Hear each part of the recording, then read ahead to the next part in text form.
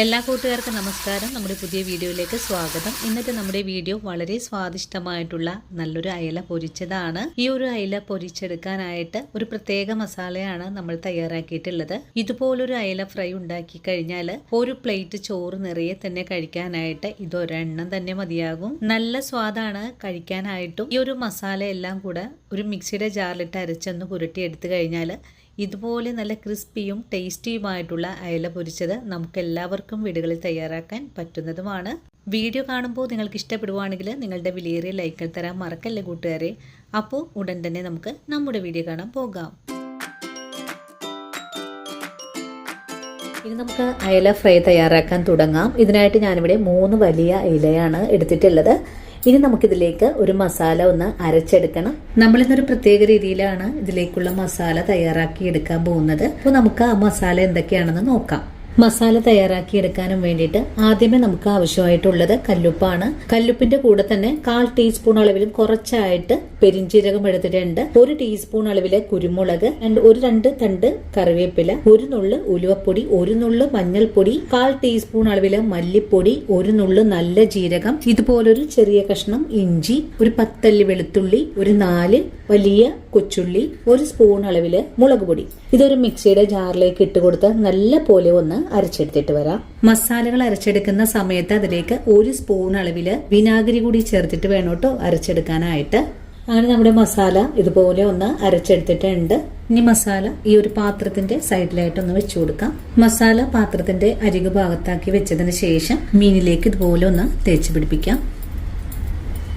തിരിച്ചും മസാല പുരട്ടി കൊടുക്കാം. ഇതിന്റെ ഉൾഭാഗത്തേക്കൊക്കെ നമുക്ക് മസാല ഒന്ന് നിറച്ചു കൊടുക്കണം. മസാല പുരട്ടിയിട്ടുള്ള മീൻ ഇതുപോലെ ഒന്ന് അകത്തി പിടിച്ചു കൊടുത്തതിന് ശേഷം ഇതുപോലെ ഒന്ന് പ്രസ് ചെയ്ത് കൊടുക്കാം. അപ്പൊ ഇതിന്റെ ഉൾഭാഗത്തേക്ക് മസാല നന്നായിട്ട് തന്നെ പിടിച്ചു കിട്ടും. അങ്ങനെ മസാല ഇപ്പോ എല്ലാ ഭാഗത്തേക്കും ഞാനിപ്പോ തേച്ച് കൊടുത്തിട്ടുണ്ട്.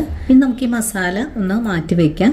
20 മിനിറ്റ് നേരത്തേക്കോ 10 മിനിറ്റ് നേരത്തേക്കോ റെസ്റ്റ് ചെയ്യാൻ വെച്ചു കൊടുക്കാം. അങ്ങനെ നമ്മുടെ മീൻ മസാല പുരട്ടി വെച്ചിട്ട് ഒരു 20 മിനിറ്റ് ഒക്കെ ആയിട്ടുണ്ട്. ഇനി നമുക്ക് ഈ മൂടി ഒന്ന് തുറന്ന് നോക്കാം. മസാല എല്ലാം നല്ല പോലെ പിടിച്ചിരിക്കുന്ന ഒരു ഭാഗമാണ്. ഇനി ഉടൻ തന്നെ നമുക്കിത് ഫ്രൈ ചെയ്യാൻ തുടങ്ങാം. ഇനി നമ്മുടെ മീൻ ഫ്രൈ ചെയ്തെടുക്കാനുള്ള ഒരു പാൻ അടുപ്പിലേക്ക് വെച്ചിട്ടുണ്ട്. പാൻ ഒന്ന് ചൂടായി വരട്ടെ. ഇപ്പോൾ നമ്മുടെ പാൻ ചൂടായി വന്നിട്ടുണ്ട്. നമുക്കിതിലേക്ക് ഫ്രൈ ചെയ്തെടുക്കാൻ ആവശ്യമായ വെളിച്ചെണ്ണ ഒഴിച്ചു കൊടുക്കാം. പാനിന്റെ എല്ലാ ഭാഗത്തേക്കും വെളിച്ചെണ്ണ ഒന്ന് ചുറ്റിച്ചെടുക്കാം. വെളിച്ചെണ്ണ നല്ലോണം തന്നെ ചൂടായി വന്നാൽ പിന്നെ നമുക്കിതിലേക്ക് മീൻ പെറുക്കിയിട്ട് കൊടുക്കാം. 3 മീനും എണ്ണയിലേക്ക് ഫ്രൈ ചെയ്യാൻ ഇട്ട് കൊടുത്തിട്ടുണ്ട്. പൊരിക്കാൻ ഇട്ട് കഴിഞ്ഞാൽ ഇത്രയും തന്നെ മസാല ബാക്കി വന്നിട്ടുണ്ട്. ഇത് നമുക്കിതൊന്ന് മാറ്റി വെക്കണം. മീനിപ്പോൾ ഒരു ഭാഗമൊക്കെ ഒന്ന് മുരിഞ്ഞു വന്നിട്ടുണ്ട്. ഇനി നമുക്കിതൊന്ന് മറിച്ചിട്ട് കൊടുക്കാം.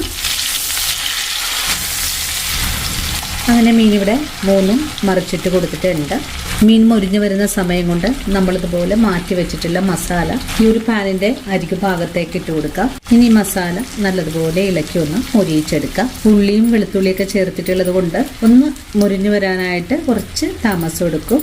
എണ്ണയൊന്നും ഒഴിച്ചു കൊടുക്കേണ്ട ആവശ്യമില്ല. നമ്മൾ ഈ ഫ്രൈ ചെയ്തെടുക്കുന്ന എണ്ണ മാത്രം മതിയാകും. മസാല ഒന്ന് ചെറുതായിട്ട് മുരിഞ്ഞു വരട്ടെ. ഇനി നമുക്ക് ഈ മസാലയിലേക്ക് കുറച്ച് കറിവേപ്പിലയും കൂടി ചേർക്കാം. നല്ലോണം ഒന്ന് മുരിയിച്ചെടുക്കാം. മസാല ഇപ്പോൾ നല്ലോണമൊക്കെ ഒന്ന് മുരിഞ്ഞു വന്നിട്ടുണ്ട്. നമുക്ക് ഈ മസാല നമ്മുടെ മീനിന്റെ മേളിലേക്ക് ഒന്ന് തേച്ച് കൊടുക്കാം. എല്ലാ മീനിന്റെ മേളിലും ഇതുപോലെ ഒന്ന് തേച്ച് കൊടുക്കാം. ഇനി മറുഭാഗവും ഇതുപോലെ തന്നെ മസാല തേച്ച് കൊടുക്കാം. മീൻ നല്ല നെയ്യൊക്കെ ഉള്ളതുകൊണ്ട് നല്ല സോഫ്റ്റ് ആയിട്ടാണ് വന്നിട്ടുള്ളത്.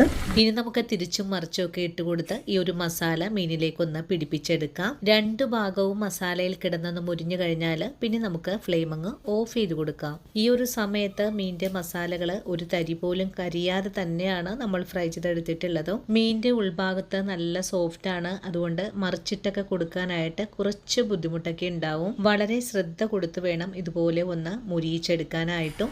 അങ്ങനെ വളരെ സ്വാദിഷ്ടമായിട്ടുള്ള നമ്മുടെ ഫിഷ് ഫ്രൈ ഇവിടെ നല്ല പോലെ തന്നെ മുരിഞ്ഞു വന്നിട്ടുണ്ട്. ഇനി നമ്മുടെ ഫ്ലെയിം അങ്ങ് ഓഫ് ചെയ്ത് കൊടുത്തതിന് ശേഷം ഫിഷ് ഫ്രൈ ഒരു പ്ലേറ്റിലേക്ക് മാറ്റാം. ഈ ഒരു ഫിഷ് ഫ്രൈ മാത്രം മതിയാകും ഒരു പ്ലേറ്റ് നിറയെ തന്നെ ചോറുണ്ണാനായിട്ടും. ഇതുവരെയും നിങ്ങൾ ഇതുപോലൊരു ഫിഷ് ഫ്രൈ തയ്യാറാക്കി നോക്കിയിട്ടില്ലെങ്കിൽ തീർച്ചയായിട്ടും നമ്മുടെ ഈ ഒരു വീഡിയോ കണ്ടതിന് ശേഷം ഒന്ന് തയ്യാറാക്കി നോക്കാൻ മറക്കല്ലേ. അതുപോലെ വീഡിയോ കുറിച്ചുള്ള അഭിപ്രായങ്ങളും കമന്റ്സ് ആയിട്ട് അറിയിക്കാനും മറക്കരുത്.